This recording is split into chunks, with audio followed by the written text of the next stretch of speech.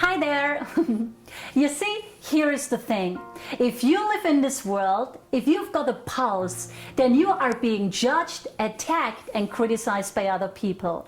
I dare to say that there is not one single person living in this world today who is not being judged, attacked, and criticized by others. And here is why. We are all divine because we all have a divine creator. We are all totally equally divine because we all come from the same source. Love, oneness, bliss, light. Some call it God, others the I am that I am, others the universe. Call it whatever you want. Now, the problem is that, as unbelievable as it sounds, we all have somehow forgotten about our divinity.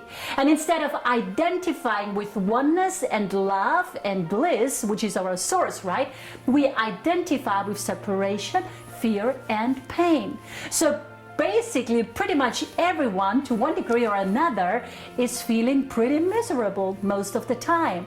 I mean, if you cut yourself off from your eternal divinity, not in reality, because it's impossible to do that, right? But in your thinking, and if you reduce yourself, again, not in reality, but in your thinking, to an aging, mortal, separate body, then you need not be surprised if you end up feeling miserable. Feeling miserable is just another word for being afraid. Fear is just another word for separation, just as love is just another word for oneness, right? And so if you cut yourself off from source and from one another, you will end up living in fear. And only fearful people attack. People who know who they are, people who know that they are divine and that everyone else is equally divine, and that our worth and divinity can neither be increased by our successes nor decreased by our mistakes. People who live in love and oneness, who remember their source and understand that life is about realizing where we come from, realizing our source and living it in this world. These kind of people don't attack. Only people who live in fear attack and judge and criticize. They cut themselves off from the source of their self-worth, and therefore, quelle surprise, they lack self-worth. And so now they have to lash out and attack someone else. By this way, not in reality, but in their thinking, reducing the worth of the person that just attacked.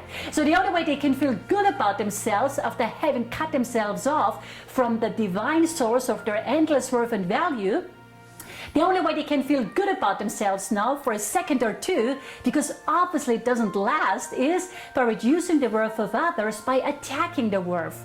By this way, they move from feeling inferior to feeling superior. If you're caught up in an inferiority complex, you're automatically also caught up in a superiority complex. I mean, they go hand in hand.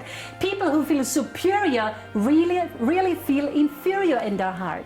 And people who feel inferior have to attack others in order to feel superior again. So it is an endless flipping back and forth between feeling better than everyone else and feeling worse than everyone else. When in truth, you are divine, I am divine, we are all equally divine without exception. But when you cut yourself off from the source of your divine endless worth and value, then you cannot see that. And then you have to attack. So anyway, attack is always, and I mean 100% of the time without exception, a call for love. Attack is always a call for love, as A Course in Miracles says as well, right? And the only appropriate response to a call for love is what? Love, right? Not attacking back. If someone attacks you and you attack back, which is how most conversations on earth work, then the conversation that is really going on here is this. Hey, I want love. The other person says, you shut up, I want love. No, I want love. No, shut up, I want love. I mean, this is a conversation that is really going on here in this world. Everyone in this world is attacking everyone. Somehow everyone is attacking everyone, but that's the conversation that's going on.